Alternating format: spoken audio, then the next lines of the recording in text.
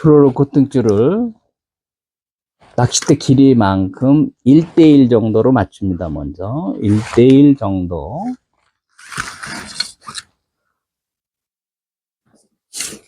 길이에 1대1로 줄을 맞췄습니다. 다 뽑을 수가 없기 때문에 이렇게 했습니다. 이 낚싯대는 지금은 시판되고 있지 않는 적소성대. 작은 것도 모으면 크게 이룰 수 있다. 뭐 그런 뜻이라 합니다. 찾아보니까 적소성대. 아마 미끼를 작게 쓰면 나중에 고기 많이 잡을 수 있다. 그런 뜻이 아닌가 생각도 듭니다. 이거는 DIF에서 만든 낚싯대입니다. 아주 제 마음에 쏙 듭니다. 제 성격에 맞는 낚싯대입니다. 여기에다가 고무가 너무 무거우면 부력이 떨어지니까요. 좀 가벼운 고무, 소자나 중자로 사용을 하고, 멈춘 고무도 작은 거, 2호이기 때문에 S자를 사용하시면 됩니다. S를 사용하셔가지고 이렇게 유동 고무를 달아서 사용하시고, 그리고 이제 밑에 원줄을 다실 때, 만약을 대비해서 저 홀더를 끼워놨는데요. 원줄을 다실 때 홀더를 하나 더 이렇게 달아놓은 거는 원래 쓰시던 분이 아주 잘 해놓으셨길래 저도 필요시 사용할 것 같아서 그대로 놔뒀습니다. 그래서 원줄을 바로 맵니다. 여기다 이렇게. 후크를 사용하시는 분도 계신데요. 그러지 마시고 직접 매십시오. 유격이 이거 위에 다른 유격은 하나도 있어서는 안 됩니다. 기능을 주는 추의 유격 하나만 있으면 됩니다. 다른 유격은 자칫 잘못하면 좀 힘들게 될 수 있습니다. 그래서 이 길이만큼, 봉추의 길이만큼 원줄을 잘라내고 거기다가 봉추를 답니다. 그래야만 던지실 때 편하고 다루실 때 편합니다. 그리고 거기에 약 2cm 정도 되는 편추, 15mm 편추를 약 2cm 정도를 감아서 이렇게 만듭니다. 그 다음에 밑에는 아무것도 달지 않습니다. 그리고 5호 바늘을 약 5cm나 6cm 지점에서 잘라서 매디를 묶은 다음에 잘라내서 뒤를 잘라버리고 앞에 부분 마디를 걸리게 해서 이렇게 목줄의 길이를 요거는 똑같이 만들었죠. 3에서 4cm, 요건 4cm 정도 되겠네요. 4cm 정도의 길이만큼 3에서 5cm 사이로 목줄의 길이를 조절해 줍니다. 바늘은 5호 바늘입니다. 아까 다른 바늘은 보여드린 거는 6호 바늘입니다. 그러니까 10월 같은 경우는 6호 바늘도 좋고요. 근데 11월이 들어가면 입질이 점점 약해지기 때문에 5호 바늘로 내려갈수록 좋습니다. 근데 4호 바늘은 저희 낚시터 같은 경우는 4호 바늘을 사면은 좀 터질 염려가 있습니다. 좋은 거는 괜찮겠지만 4호는 권장을 드리지 않고 5호를 사용하시면 웬만한 건 다 해결이 됩니다. 그게 챕입니다. 전부. 이게 챕입니다. 다. 특별하지 않습니다. 이렇게 챕입니다. 이렇게 챕. 이게 챕의 완성입니다. 그럼 이제 찌를 맞출 때 어떻게 맞추느냐.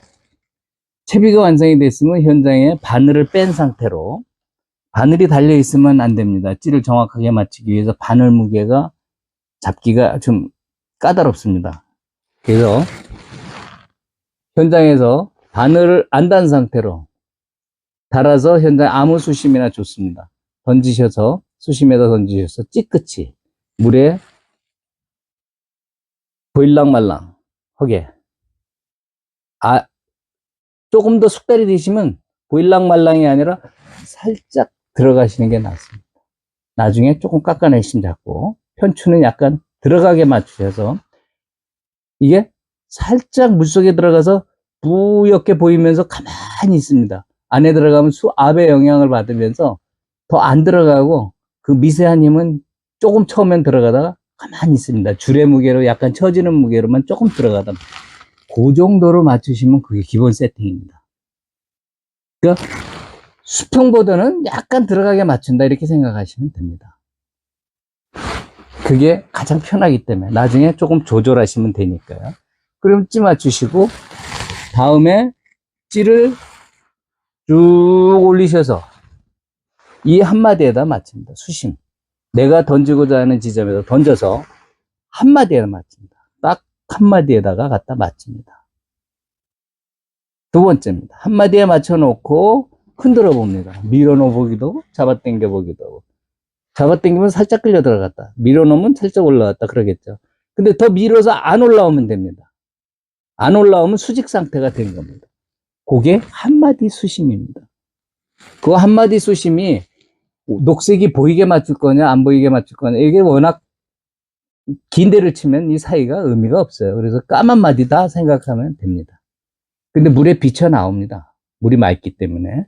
그래서 까만 마디다 생각하고 까만 마디가 보였다라고 생각하시면 찌 맞춤은 완성이 된 겁니다. 수심 맞춤은 완성이 된 겁니다. 그리고 다시 원하는 몫으로 맞추는 세 가지 형태의 맞춤법이 있는데, 기본 맞춤은 그 맞춤 상태에서 경사가 낮은 지역, 2m 이내에 경사가 거의 없고 아주 완만한 지역에서 하실 때, 우리로 말하면 중류권 수심이 되겠습니다.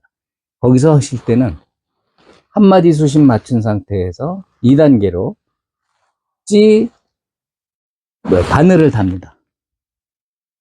그러면은 던지면은 어떻게 될까요?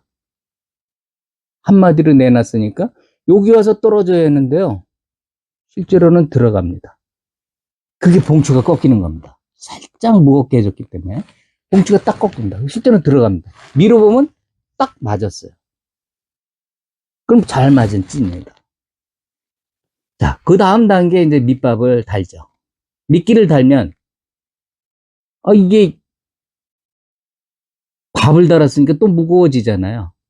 그러니까 줄이 사선해집니다. 이제부터는 줄이 사선이져요. 그래서 찌가 이게 더 많이 들어가요. 막 이만큼씩 들어갑니다. 한마디가 오렌지 불빛이 거의 들어가고 끝에만 조금 보이거나. 그 얘기는 사선이 졌는데, 과연 이 사선이 요것만 있냐 하고 한번 밀어보시면은, 던져놓은 상태에서 그대로 놓은 상태에서 밀어보시면 찌가 쭉 올라가서 녹색마디까지 보입니다. 심지어 어떤 각도에서는 오렌지 색깔, 노란색까지 보입니다. 노란색까지.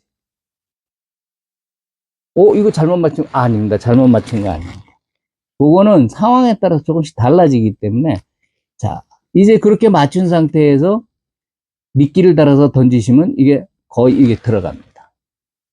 이때 낚싯대를 들어가기 전에, 던지고 들어가기 전에 10cm 정도, 약 10cm 정도를 뒤로 뺍니다.